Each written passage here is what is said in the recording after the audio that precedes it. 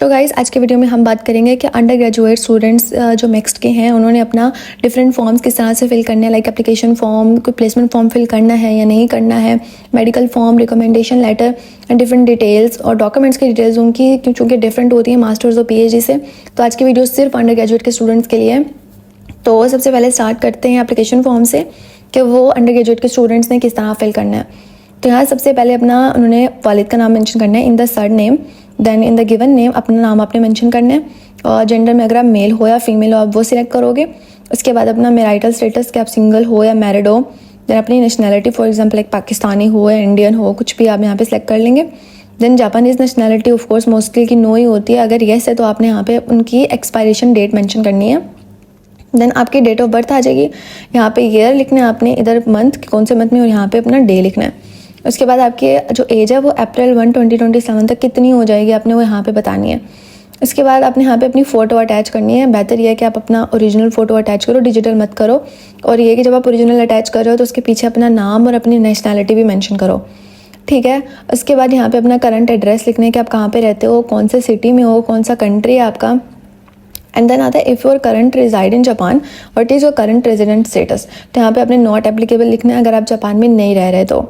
फिर आपने लिखना है कि your address before departure for Japan, अगर वो सेम एज अबव है तो आपने वो लिखना है, अगर सेम एज अबव नहीं है तो यहाँ पे आपने सिटी लिखना है कि कौन सा सिटी होगा, कौन सा कंट्री होगा। और अगर आप कोई और कंट्री सेलेक्ट करते हो कि आप कोई और कंट्री में होगे तो वहाँ से जापान की टिकट जो है वो स्कॉलरशिप कवर नहीं करेगी। तो इस चीज़ पर आपने येस लिखना है कि आप एग्री करते हो इस चीज़ से। देन आपने लिखना है name of Japanese diplomatic office where you will apply for visa issuance. तो दो तरह के जो है वो सिटीज़ अवेलेबल हैं पाकिस्तान के और इंडिया में बहुत सारी लोकेशंस अवेलेबल हैं। इस पिक्चर में आपको दिखा देती हूँ कि पाकिस्तान के लिए 2 लोकेशंस हैं, इस्लामाबाद और कराची। और अगर इंडिया की बात की जाए तो वहाँ पे डिफरेंट लोकेशंस हैं, लाइक कोलकाता है और महाराष्ट्र है, बेंगलोर है और डिफरेंट यूनियन टेरिटरीज़ हैं। तो इंडियन एड्रेस पे आप लोगों ने अपने जो है ना वो डॉक्यूमेंट्स को सेंड कर देना है। उसके बाद यहाँ पे अपना फ़ोन नंबर मेंशन करना है और यहाँ पे अपनी जो ओपन ईमेल होगी जिस पे आपको कांटेक्ट किया जा सके, आपको टेस्ट की ईमेल आएगी तो अपने ये चीज़ें यहाँ पे मेंशन करनी है जो आपका अपना हो। उसके बाद अपने प्रेजेंट स्टेटस की बात करते हैं तो यहाँ पे 3 ऑप्शन है, स्टूडेंट, एम्प्लॉयड या अदर। कि अगर तो आपने अपना 12th पास कर लिया है तो अभी तक आप कुछ कर रहे हो या नहीं कर रहे हो। अगर आप लिखते हो कि अदर यानी कि आप कुछ नहीं कर रहे या कोई भी और चीज़ तो यहाँ पे आपको वो स्पेसिफाई करना पड़ेगा कि क्या चीज़ कर रहे हो आप। अगर आप एम्प्लॉयड लिखते हो तो आई थिंक वो थोड़ा कॉम्प्लिकेटेड हो जाएगा कि आपको बाद में डॉक्यूमेंट्स भी मांग सकते हैं कि आप जहाँ वर्क कर रहे हो अपनी सैलरी की जो मैं स्लिप प्रोवाइड करो। तो आई विल प्रीफर कि आप यहाँ पे स्टूडेंट ही सिलेक्ट करो और यहाँ पे नेम ऑफ स्कूल लिखो, वो स्कूल जहाँ से अपना 12 जो है ना वो आपने पास किया है। उसके बाद आपने लिखना है अपना specialise field of study in high school और यूनिवर्सिटी। आपको पता है कि हाई स्कूल में बहुत ज़्यादा सब्जेक्ट होते हैं, बच्चे पूछते हैं कि हम अपने यहाँ पे स्पेशलाइज फील्ड कौन से लिखें। सबसे पहले वो चीज़, वो फील्ड जो आपको स्कूल में सबसे ज़्यादा इंटरेस्टिंग लगती थी, लाइक बायोलॉजी लगती थी, फिजिक्स लगती थी या मैथ्स लगती थी, उसमें आपने कोई इंटर्नशिप की है कि अब उसके बारे में कोई स्पेशलाइज नॉलेज है आपको, अब उसके ऊपर फर्दर अपनी BS लेवल पे रिसर्च कर सकते हो, आप उसके ऊपर थीसिस बना सकते हो। तो आपको उसमें कौन सी स्पेशलाइज नॉलेज है और कौन सी फील्ड में, तो वही चीज़ यहाँ पे आपने मेंशन करनी है। फॉर एग्जांपल बायोलॉजी है तो बायोलॉजी के कौन से पोर्शन है जिसमें आपको स्पेशलाइजेशन है, मतलब आपको ज़्यादा एक्सपीरियंस है उस चीज़ के बारे में, तो आपने यहाँ पे मेंशन करनी है। और दूसरा ये कि यहाँ पे आता है फिर educational level, school name, location, यानी अपनी पूरी जो हिस्ट्री यहाँ पे आपने वो बतानी है। अब ये आपने किस तरह बतानी है, कौन से स्कूल तक कौन सी जगह पे लिखना है, ये मैं आपको बताती हूँ।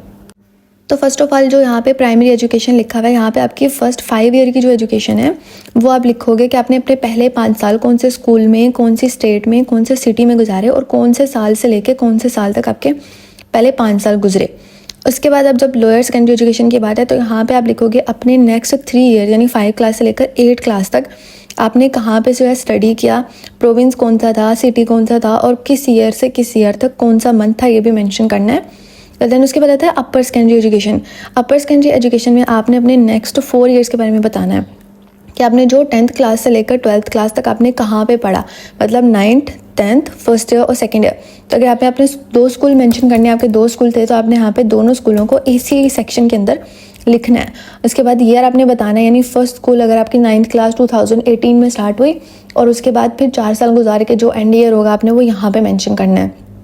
उसके बाद अगर टर्शरी जो एजुकेशन है मोस्टली बच्चों की रिक्वायर्ड नहीं होती है, लेकिन अगर कोई बच्चा यूनिवर्सिटी में एडमिशन ले चुका है और वो जो है फ़िलहाल वहाँ पे स्टडी कर रहा है तो वो इस यूनिवर्सिटी का नाम यहाँ पे मेंशन करेगा कि मैं इस यूनिवर्सिटी में अभी पढ़ रहा हूँ, मैंने एडमिशन लिया है, उसकी स्टेट, उसका प्रोविंस कौन से ईयर में। अब फ्रॉम अगर आपने एक्सपेक्टेड टू ग्रेजुएट यहाँ पे लिख सकते हो कि अगर आपका कंप्लीट नहीं हुआ तो यहाँ पे सिर्फ आप स्टार्ट का ईयर लिखोगे कि आपने कब स्टार्ट किया, और ईयर्स फिर आप यहाँ पे क्या लिखोगे, आप वहाँ 1 ईयर लिखोगे जितना आप वहाँ पे पढ़ चुके हो।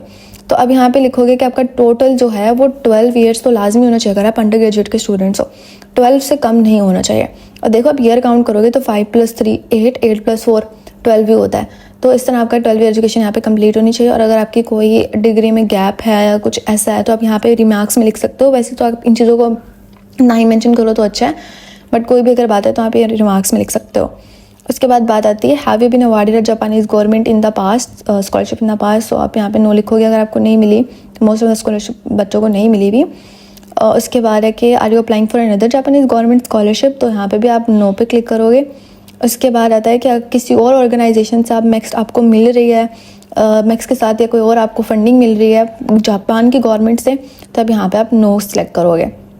अगर मिल रही है तो आप यहाँ पे स्पॉन्सर लिखोगे, अगर नहीं मिल रही है तो आप यहाँ पे लिखोगे नॉट एप्लीकेबल।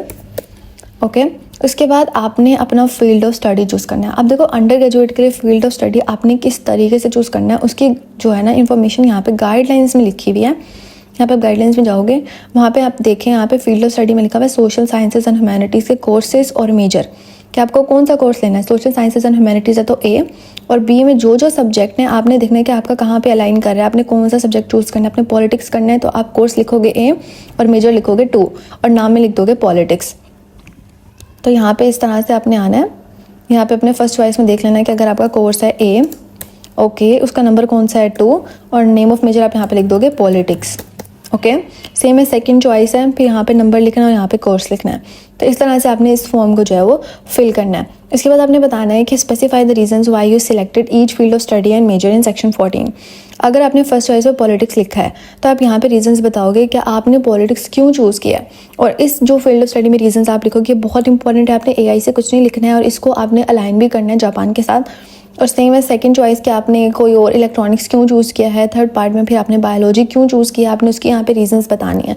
और जेनेरिक सेंटेंसेस आपने बहुत अवॉइड करना है क्योंकि वो आपको डायरेक्टली रिजेक्शंस की तरफ लेके जाते हैं। उसके बाद हम बात करते हैं 2 इंपॉर्टेंट मोटिवेशनल क्वेश्चंस की, जो कि सबसे ज़्यादा आई थिंक रोल प्ले करते हैं आपकी एप्लीकेशन में। तो what was the trigger for having an interest in Japan. आपको जापान में क्यों इंटरेस्ट है। यहाँ पे आपने जापान की तारीफ़ें करने नहीं बैठ जाना कि जापान में डिसिप्लिन है, जापान का कल्चर अच्छा है, जापान का, और अपने कंट्री की बुराई भी आपने नहीं करनी कि मेरे कंट्री में ये फैसिलिटीज़ नहीं है तो इसके लिए मैं जापान जा रहा हूँ ताकि मुझे वो फैसिलिटीज़ मिले। No, you don't have to write that.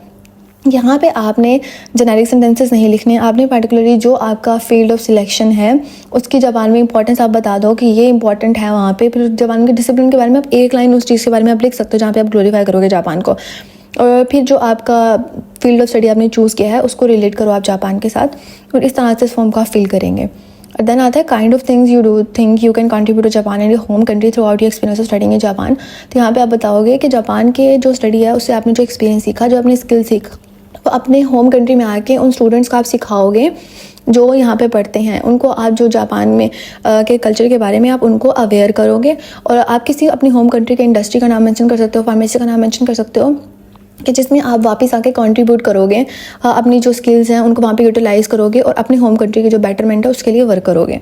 तो ये चीज़ आपने लाजमी मेंशन करनी है। Generic sentences, I am telling you again कि you don't have to write the generic sentences because they will ultimately lead to rejection.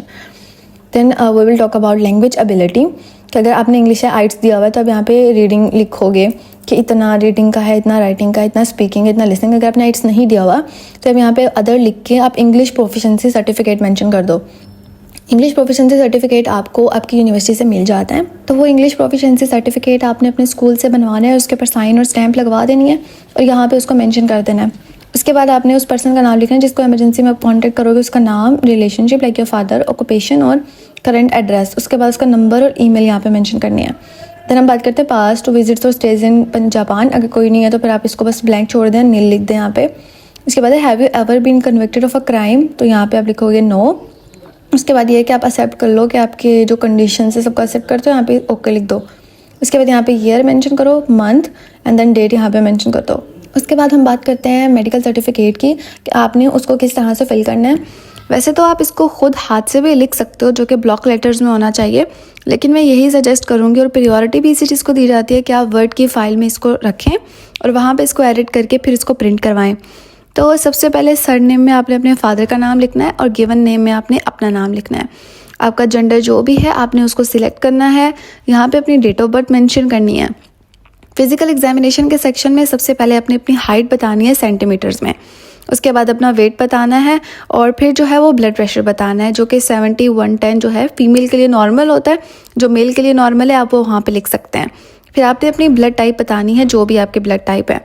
Then आपका pulse rate आता है, अगर तो रेगुलर है तो उस पर ही क्लिक करें और ऑफ कोर्स आप रेगुलर पे क्लिक करेंगे। फिर कितने रेट्स पर मिनट है, वुमेन की नॉर्मल 84 होती है, सो आई राइट हियर 84, आप अपने मुताबिक यहाँ पर लिख लीजिएगा। उसके बाद कलर ब्लाइंडनेस है, जो कि नॉर्मल।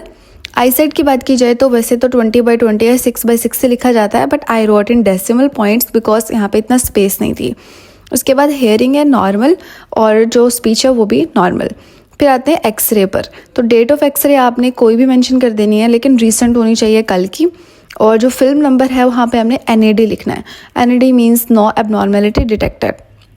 फिर आते हैं लंग्स, कार्डियोमेगाले और इलेक्ट्रोकार्डियोग्राफ पे, इन तीनों को आपने नॉर्मल ही सिलेक्ट करना है। And then comment for the chest x-ray, इसको आपने लिख देना नो एबनॉर्मेलिटी डिटेक्टेड। NAD भी आप यहाँ पे लिख सकते हैं। और फिर थर्ड सेक्शन आता है कि डिजीज़ करंटली बीइंग ट्रीटेड, कि अगर आपको डिजीज़ आपकी जो भी आपकी ट्रीट हो रही है तो आपने इसको नो पे क्लिक करना है। देन आता है पास्ट इलनेस, ऑफ कोर्स यहाँ पे आपने नन ऑफ द बिलो ही क्लिक करना है, क्योंकि अगर आप इसमें से कोई भी सिलेक्ट करते हैं देन आपको इशू हो जाएंगे बाद में। उसके बाद वैक्सीनेशन हिस्ट्री की बात करते हैं, तो आपने जिस जिस चीज़ की भी वैक्सीनेशन करवाई हुई है, जैसे चिकन पॉक्स हो गया, polio, MMR, measles, rubella, mumps, तो उसके ऊपर आपने टिक करना है और उसके सामने आपने नंबर ऑफ टाइम्स लिख देना कि कितनी कितनी दफ़ा आपने वो वैक्सीनेशन करवाई है। उसके बाद बात करते हैं 6 सेक्शन की, जो कि लेबॉरेटरी टेस्ट है। यहाँ पे आता है यूरिनालाइसिस में ग्लूकोज, प्रोटीन और ऑकल्ट ब्लड का जो है वो टेस्ट है। अगर नेगेटिव है मीन्स कि आपका नॉर्मल वैल्यूज़ है, तो आपने यहाँ पे नेगेटिव को सिलेक्ट कर देना है। फिर एनीमिया टेस्ट आ जाता है, जिसमें ESR, WBC काउंट और हीमोग्लोबिन है। तो ESR में अपने नॉर्मल जो वुमेन की वैल्यू मैंने तो वो लिखी हुई है, तो आप देख लेना। अगर आप मेन हैं तो आप मेन की नॉर्मल वैल्यू सर्च करके यहाँ पे लिख सकते हैं।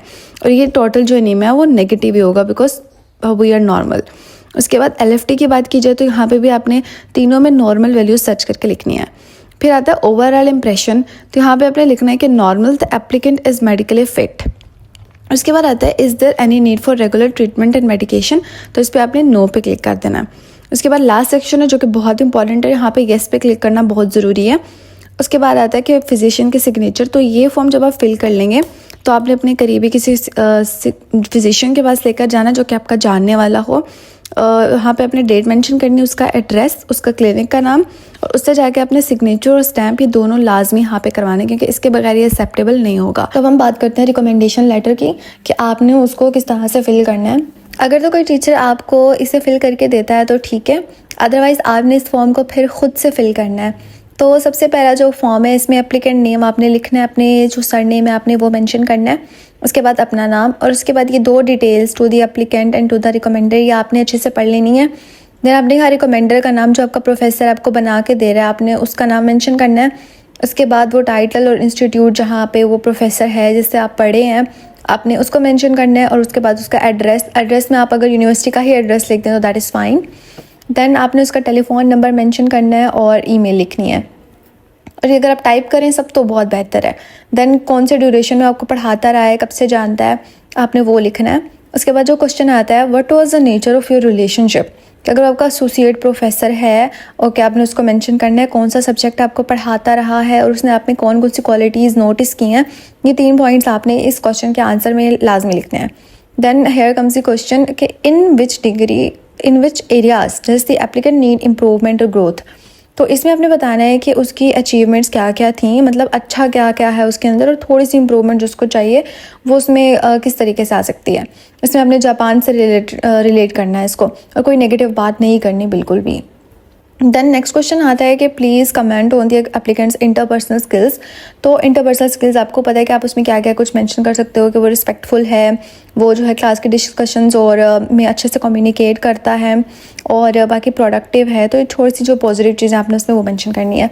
देन एप्लीकेंट की लीडरशिप स्किल्स के बारे में आता है, और इसमें आपने ग्रुप प्रोजेक्ट्स और स्टडी के बारे में बताना है कि वो किस तरह से उसमें एज अ लीडर वर्क करता था, कौन कौन सी चीज़ें परफॉर्म करता था, गाइड करता था, प्रोडक्ट्स को टास्क को टाइम पे कंप्लीट करता था। तो ये चीज़ें आपने लिखनी है इसके अंदर। देन आएगा कि please comment on the applicants degree of self confidence. तो यहाँ पे आपने अपनी थोड़ी सी तारीफ़ कर देनी है कि आप कॉन्फिडेंट हो, आप डिस्कशन में बढ़ चढ़ के हिस्सा लेते हो, आप क्रिटिक्स भी इसमें आ जाती हैं आपकी, और ये सब इंपॉर्टेंट है जापान के लिए, मतलब फिर से इसको जापान से रिलेट करना है। देन आता है कि एप्लीकेंट का पर्सनल कैरेक्टर। तो पर्सनल कैरेक्टर पर बात करने की जहाँ तक बात है ना, तो आपने यहाँ पे क्या बताना है कि आपने कोई अवार्ड जीता यहाँ पे, जैसे आप गोल्ड मेडलिस्ट हो, आपका अच्छा CGPA है, आप उसको भी यहाँ पे मेंशन कर सकते हो। आप मैच्योर हो, हार्ड वर्क हो, आपकी लाइन पढ़ लीजिएगा, इससे पढ़ के आपको अंदाज़ा हो जाएगा कि आपने किस तरीके से लिखना है। देन उसके बाद आता है कि आप टिक करो कि वो कितने रिकमेंड करते हो आप, तो इसमें स्ट्रांगली रिकमेंड करेगा अगर तो ज़्यादा अच्छा है। उसके बाद आता है कि आप एडिशनल कमेंट। तो एडिशनल कमेंट में आपने ये चीज़ ज़रूरी लिखनी है कि मैं इस बंदी को या बंदे को स्ट्रांगली रिकमेंड करता हूँ स्कॉलरशिप के लिए, और ये एलिजिबल भी है, इसके अंदर ये सारी क्वालिटीज़ हैं कि वो जापान में इस जो रिसर्च है उसको कंटिन्यू कर सकती है। उसके बाद जो है वो साइन और स्टैम्प यहाँ पे बहुत ज़रूरी है। साइन अगर आप करवाते हैं, स्टैम्प नहीं करवाते, तो भी ये इनकम्प्लीट होगा। उसके बाद बात करते हैं इन्वेलप की, जिसमें आपने इसको फिल करके उसको एम्बेसी में भेजना है। तो आपने इन्वेलप के यहाँ पर अपना साइन और सिग्नेचर करना है, अपना नहीं सॉरी रिकमेंडर का सिग्नेचर स्टैम्प यहाँ पे चाहिए होगी, और यहाँ पे यूनिवर्सिटी का नाम और एम्बेसी का एड्रेस लिख के आपने इस रिकमेंडेशन लेटर को उसके अंदर रख देना है। और याद रहे कि इसके अंदर रखने से पहले और सील करने से पहले आपने इसको एक फ़ोटोकॉपी इसकी लाजमी करवानी है। और सील आप किस तरह करेंगे, मोस्टली बच्चे पूछ रहे होते हैं कि सील किस तरह करना है, तो आपको टेप लेकर साइन या स्टैम्प के ऊपर आप उसको फिल करके अटैच कर सकते हैं। तो गाइस अब यहाँ पे हम बात करते हैं डॉक्यूमेंट्स की कि आपने कितनी कितनी इनकी कॉपीज़ करवानी है और किस किस तरह से आपने उनको भेजना है। तो ये जो एप्लीकेशन फॉर्म है वो आपने एक ओरिजिनल सेंड करना है और उसकी एक कॉपी करके आपने भेजनी है। और जो मास्टर्स और PhD के लिए थे उनको के लिए 2-2 कॉपीज़ रिक्वायर होती थी, लेकिन जो अंडर ग्रेजुएट है उनके लिए जस्ट एक कॉपी रिक्वायर है। Then we talk about academic transcript. तो आपका जो 12th का जो ट्रांसक्रिप्ट है वो आपने उसके एक ओरिजिनल का मतलब ये नहीं कि आपने ओरिजिनल ट्रांसक्रिप्ट भेजना है।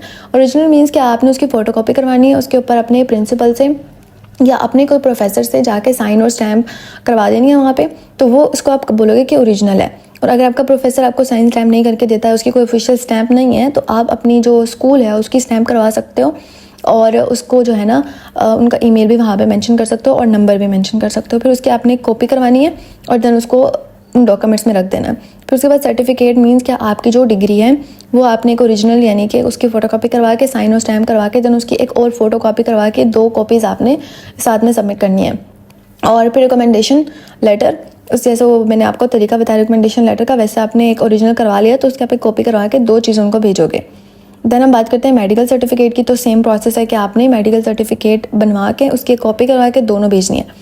उसके बाद है सर्टिफिकेट ऑफ इनरोलमेंट। ये वो है कि अगर आप यूनिवर्सिटी में एडमिशन ले चुके हो तो आपने सर्टिफिकेट ऑफ इनरोलमेंट उनको प्रोवाइड करना है।